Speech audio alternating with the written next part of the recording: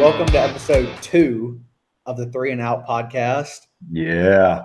I'm Brandon Smith, Slay Lucius, Colin Catchot. How's it going? Let's give a round of applause. Episode 2. Come on. We got probably a quicker one today, but I'm going to hand it over to our host, Colin, to get us started today. Yes, sir.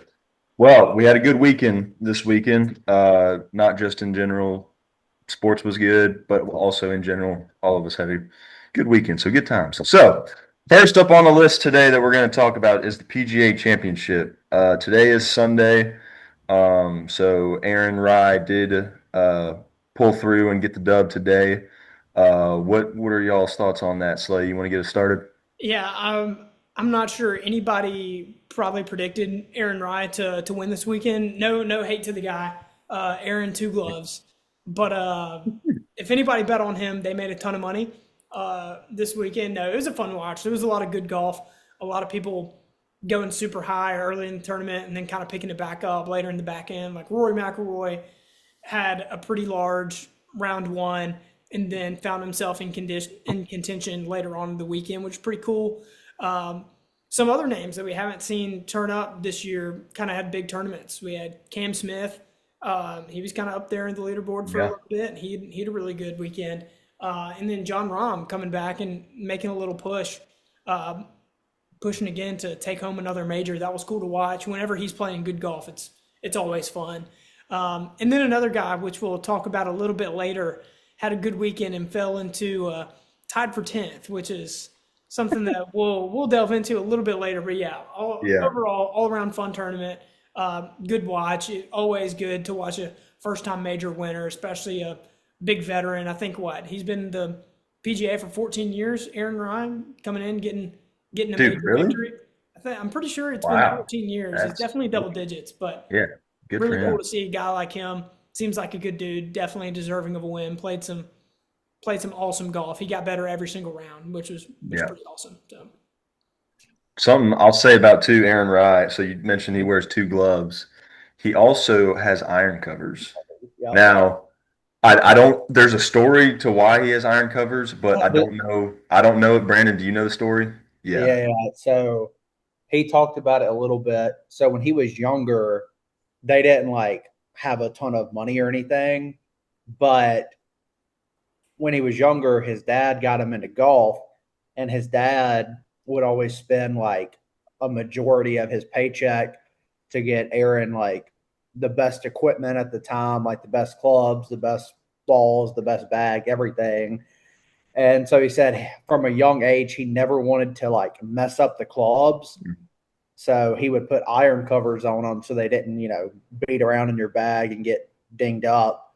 And he just said, I mean, obviously money's not a problem for him anymore. He just won $3.7 million today. But it's like he said, yeah, right. But he said he'll never just go away from it now just because he's always done it. And that's just kind of how he thinks about it. So that's the story behind it. Yeah. that's cool. Golf clap for PGA champion Aaron Ryan. Right. Something else quick that I want to bring up about the PGA Championship was just the uniqueness of the leaderboard.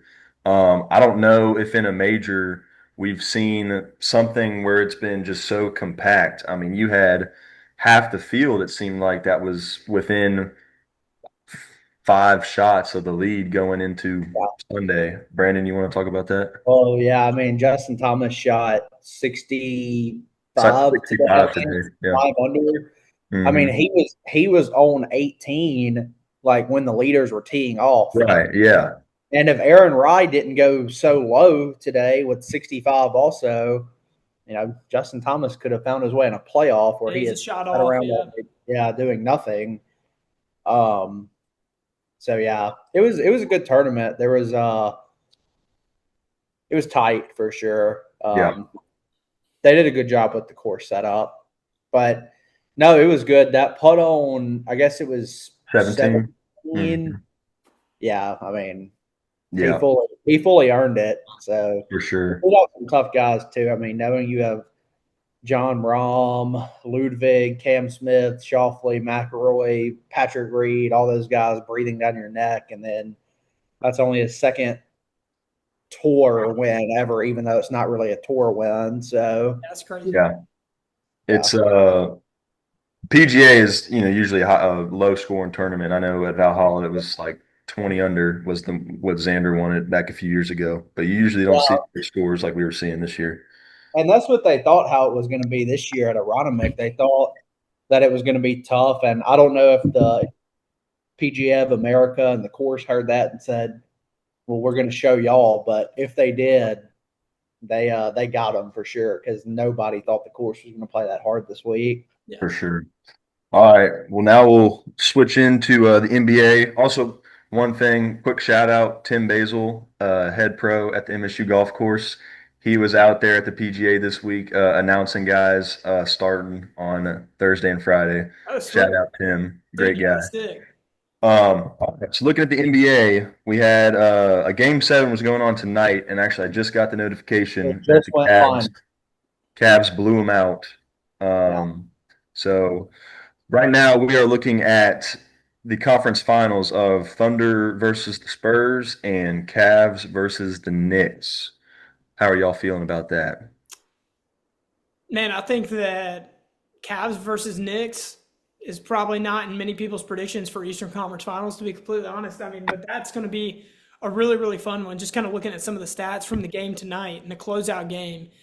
Donovan Mitchell, Jared Allen, Evan Mobley, all over 20 points, all in the starting lineup. And then we got a guy on the bench, too, shooting 5 for 8 from 3. Heck yeah. It's awesome. 23 points from the guy. So I mean, they're just pretty automatic tonight. They know how to score. They know how to play as a team. You got to remember too, this team without James Harden last year was number 1 in the East. So even though they didn't stack up like as high in the rankings in regular season, this is a team that's dangerous. They've got a lot of really good veteran leadership on there.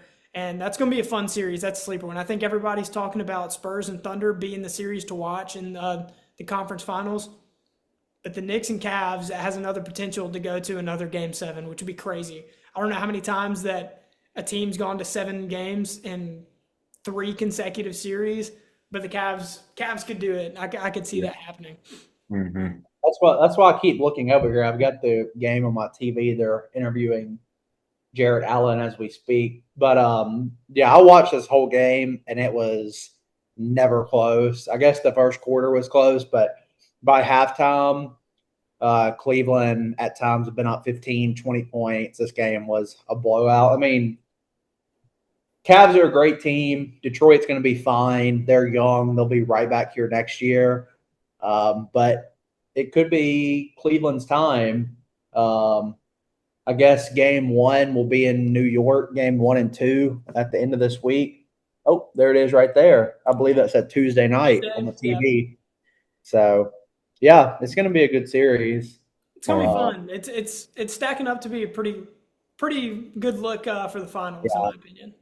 I would love to see Cleveland back there, but we'll see what happens. It'd be fun. Something else, too, that y'all mentioned, there's all this talk about LeBron, too. It would be interesting if he does go back and join Cleveland. He would, I feel like, just the age he is, would be the 3-man on the new Cavs team. I would think, right? He could be. I don't know. That's just I think the Cavs are set up for pretty good for the coming future as well as where they are. I mean, it would make sense for LeBron to go back and join another super team. It seems like that's what he's good at doing. But yeah, I could see him being the number 3 on that team. So behind at least Mitchell, James Harden, maybe. I mean, Harden's getting older, just like LeBron, so it's kind of hard to say there. I don't know what his contract looks like, but I could see James Harden also not being on the Cavs next season. Yeah, and I mean, neither of them play any kind of defense, so that would be an issue. But that's something you could work around. Yeah. For sure. Again, I don't really think LeBron's going back to Cleveland, but then we've talked about Cavs and the Knicks and the Eastern Conference Finals. I actually think the Cavs will win the series and be in the NBA Finals. Okay, that's my prediction. Okay, yeah, there we go. And I mean, that takes us to the West, what a lot of people are calling the NBA Finals. Like I said earlier, I don't really think that that's the case. I think the Knicks and Cavs are both respectful enough to talk about. But the Spurs and the Thunder is going to be a really, really good series. Thunder haven't lost a playoff game yet. I think they're definitely dropping one, at least one, in this series. I wouldn't be surprised if this goes to 7. You just got two powerhouses. We're just going to see if the Spurs are deep enough to combat with the Thunder. You know, you get the Thunder second unit in there. Pretty much every single one of those guys could start on another team. So we're going to see some deep minutes for guys like Stephen Castle and Victor Wembanyama. So seeing what their conditioning's like, I'm assuming that one's probably going to go to 7 games as well. So, Colin, would you like to go or me first? No, you got it. Any thoughts on it? No, yeah, I'm good. Okay.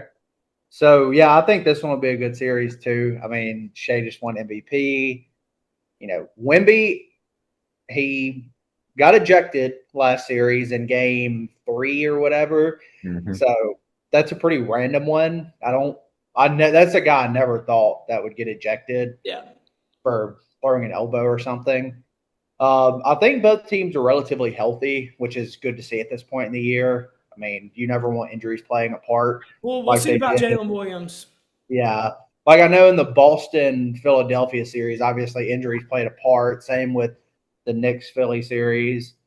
I do think this will be a good series. I know the Spurs seem to be one of the only teams that kind of had the Thunder's number in the regular season. I know beat them twice, maybe 3 times. 3 times. Yeah. So for what it's worth, you might want to cover your ears for this one.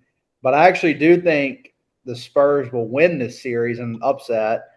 I think it will go to 7 games, though. But I just think Wemby is just too much. I think he is taking over the league at this point. And so I'm going to go with Cavs versus Spurs in the finals. And I'm sure whenever we get to that point, I'm sure we'll talk about it. But as of now, I would think San Antonio wins the finals. Yeah, I'll give my predictions there. I think this probably goes to 7 games.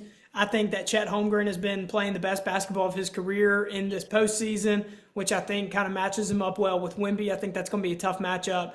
But with the added size of Isaiah Hartenstein, if Jalen Williams is back in the lineup, I think the Thunder win. If Jalen Williams has to leave this series due to injury, I think the Thunder are going to lose. So assuming Jalen Williams is back, he plays every single game that they do.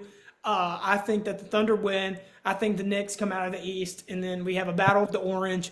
I think Karl-Anthony Towns and Jalen Brunson have been ridiculous. Mikal Bridges in there too. That's just a team that has a bunch of stars that know how to play with each other.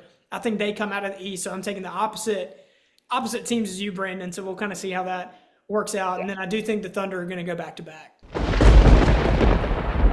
There we go. And I'll go ahead and give my picks too. I don't watch too much basketball, but I'm a Cavs fan. Well, I don't want to say I'm a Donovan Mitchell fan. Grew up watching him at Louisville. Went to a few games in Louisville. Saw him play back in college. Super hustle guy. All about that. So I think Cavs pull out the Knicks, and I think Wemby is just gonna out physical Chet. And then they play 4 times this season or 3 or 4? Was it 4 or 6? I think they played 4 times, and the Spurs had 3 out of 3. 3 out Yeah, of I just seeing that. I think the Spurs pull them out. I think Wemby's I think when we saw in that ejection too with that shoulder, he's got just a little bit of a dog in him too that he could go. So I think this series, the specific matchup you're talking about with those two, I think it depends a lot on how the officials let them play down low. Yeah.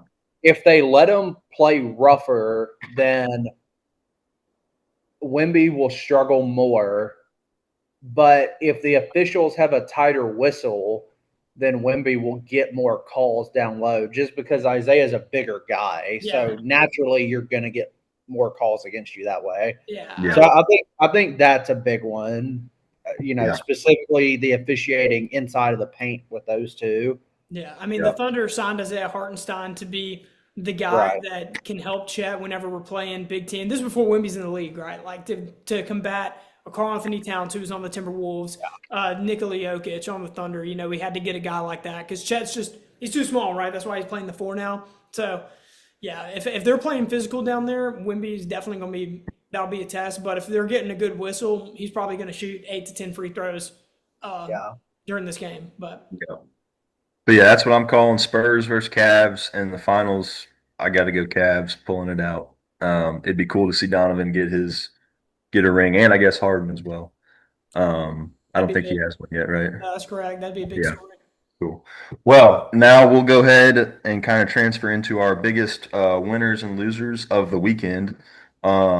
Slay, you want to get us started with your biggest winner Yeah, and biggest loser? winner is definitely Shea Gilgeous-Alexander, and this is a little bit of a biased take as well. But I mean, going back to back and MVPs, that's something not many people have done before. We're also looking at a guy who won Clutch Player of the Year. He broke Wilt Chamberlain's record for most consecutive 20 plus points in a game. Those are all just things that are happening this year.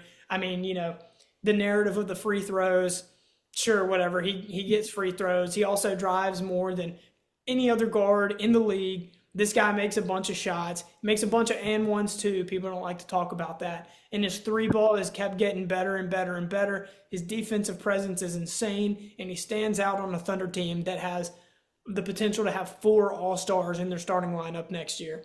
This guy's deserving of all the praise that it comes to when we're talking about basketball players. He's a dog. I know a lot of people would like to see Wemby get the MVP. We'll see maybe who's more deserving of that in this next series, but I like the call this year to go with a back-to-back MVP for Shea. And he's only 27 too. He's a young guy. Yeah, for sure. Uh, Brandon, you want to do your biggest winner? Yeah, I'll do mine. So, unfortunately, I can't say what I really want to say for my biggest winner of the week, um, just because I don't feel like it'd be right at the moment. So, I'm going to go with the PGA of America for the course setup at Aronimink this week. I thought they did a great job. Going back to kind of what we were talking about earlier, you know, guys were like, oh, we're going to go out here and shoot 20 under, and this is going to be a low scoring uh, PGA championship. And then they interviewed John Rahm and McIlroy Wednesday after their final practice rounds. And those guys were basically like, whoever said that's an idiot, because you should see how hard this course is playing, how hard they've made the greens. I think they did a great job with the course setup, considering there's hardly any water in play, there's hardly any trees in play, and you still had a winner who shot 9 under, and that's even an outlier when you look at the rest of the scores. Nobody else shot higher than 6 under. So I give them a big win for their course setup. I thought they put on a good tournament. They usually catch a lot of flack because they're known as like the irrelevant major, if you want to call it that. But overall, I thought they did a good job this week. Yeah. And so the PGA of America is going to be my biggest winner of the week. There we go. Shout out Tim Basil. He's all over it. My biggest winner of the weekend is going to be the Refuge Golf Course here in Flowood, Mississippi. We had a little tea time this morning, Wednesday, or not Wednesday, Saturday morning. Show up, and the guys we were playing with got to play for free. Don't know how that happened, but if the employees of this are watching this, thank you for that. Hopefully y'all keep doing that for us. But that was nice to be able to show up and see that. Appreciate y'all. I'll go into the biggest loser of the weekend, and that is that the new cookout does not have inside seating. That is a big L. Because there's just something about doing anything and you go to cookout sitting inside with your buddies. It kind of sucks. We had to sit out in the Arby's parking lot on the tailgate of our trucks eating cookout. Still cool, but it would have been a lot better inside. So, No doubt. y'all, what's y'all's biggest losers? Yeah, biggest loser, I think, is anybody who stayed up to watch the main event of Ronda Rousey versus Gina. I forgot her last name, but 17 seconds and then a submission. That sucks. So I get that's how it happens sometime, but to be promoted for, months and months and months. Like I've seen stuff about this fight forever, and then for it to happen to be done in 17 seconds is like the Floyd Mayweather and Manny Pacquiao fight from like over a decade ago. It just sucks. So Yeah. So before I give my biggest loser, I actually want to give a shout out on that topic specifically. If I could have so obviously I gave my biggest winner. If I could have a little down and side arrow, big win for Dana White.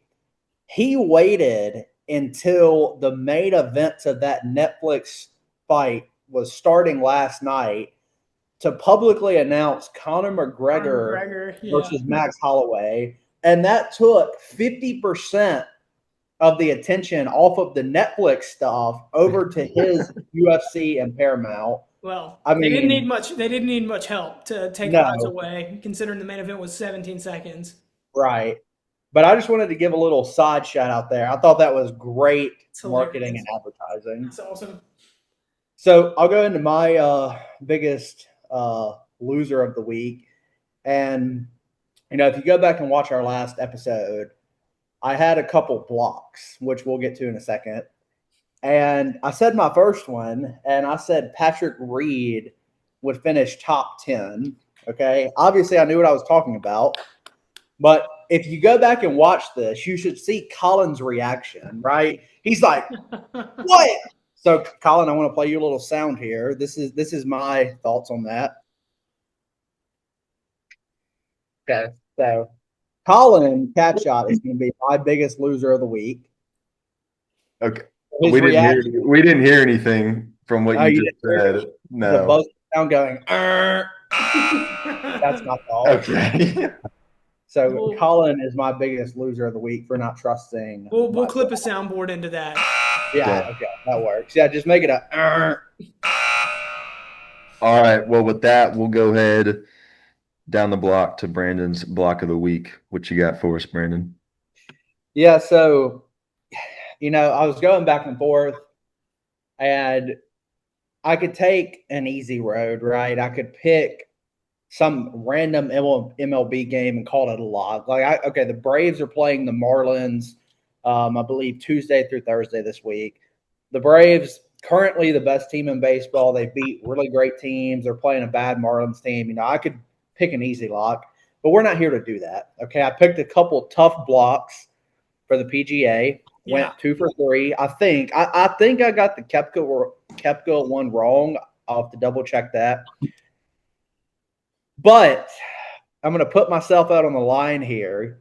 And going back to my Western Conference Finals prediction, I'm going to go ahead and lock in the San Antonio Spurs over the Oklahoma City Thunder for my lock. Now, obviously, this series could take 2.5 weeks if it goes to Game 7.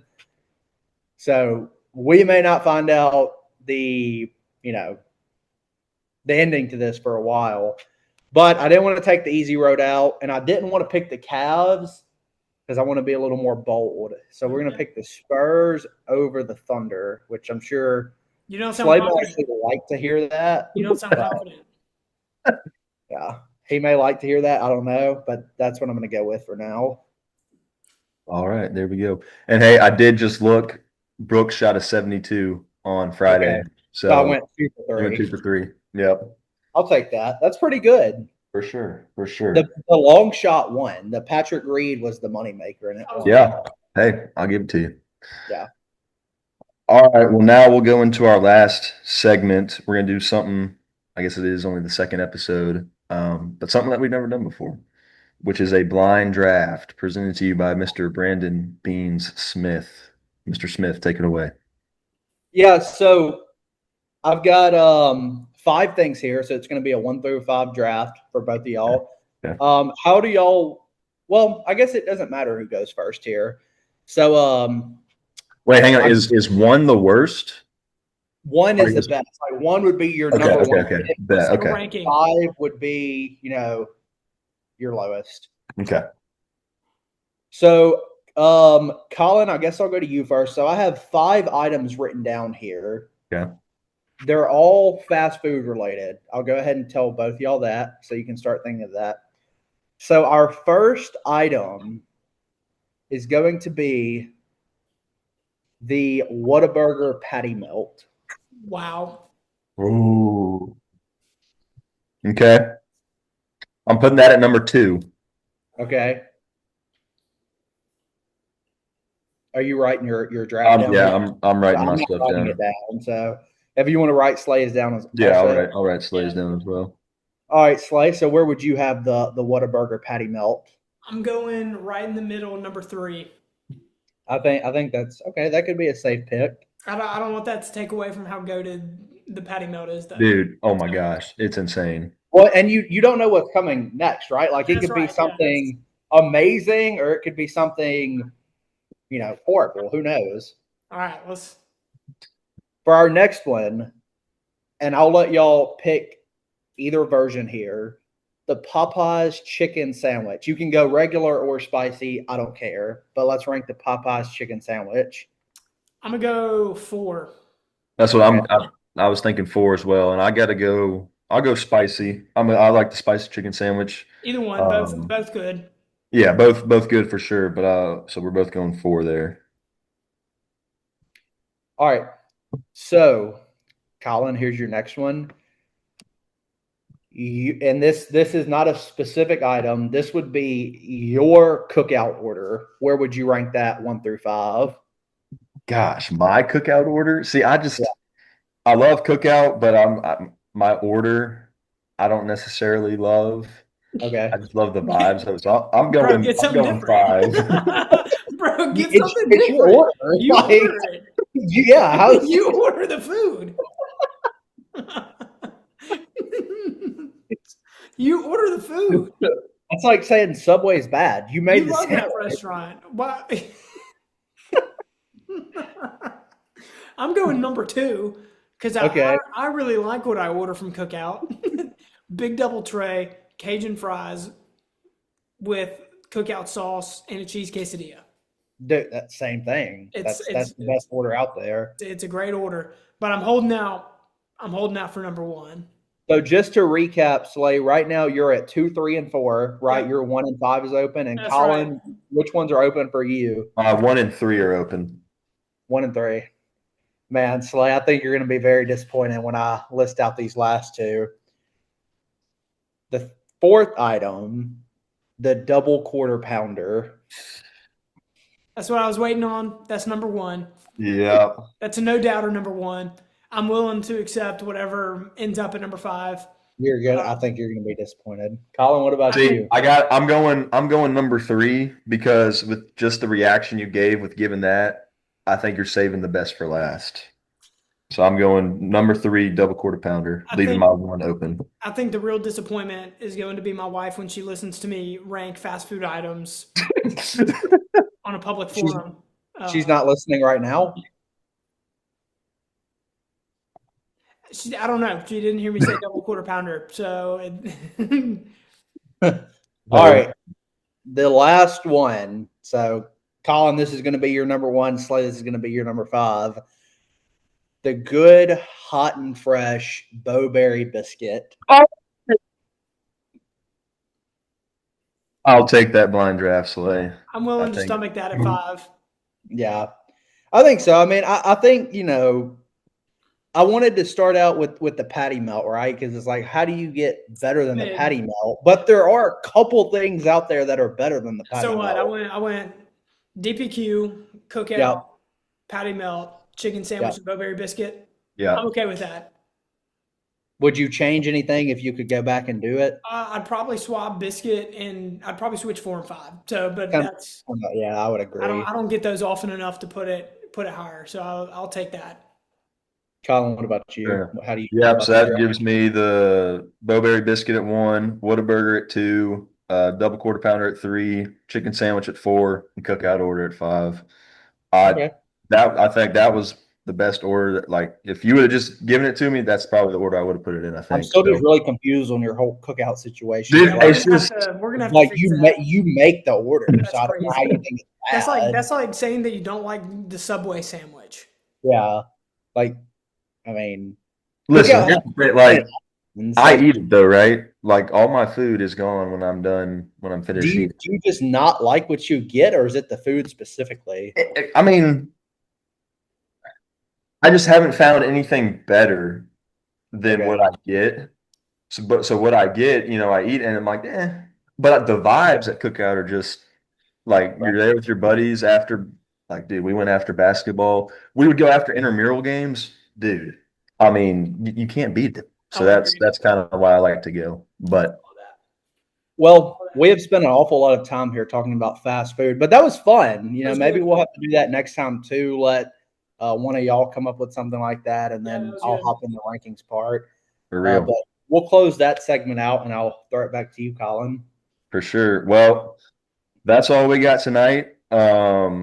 Good second show. I think we're definitely getting better. And we're looking to have some special guests on here coming soon. So stay tuned for that.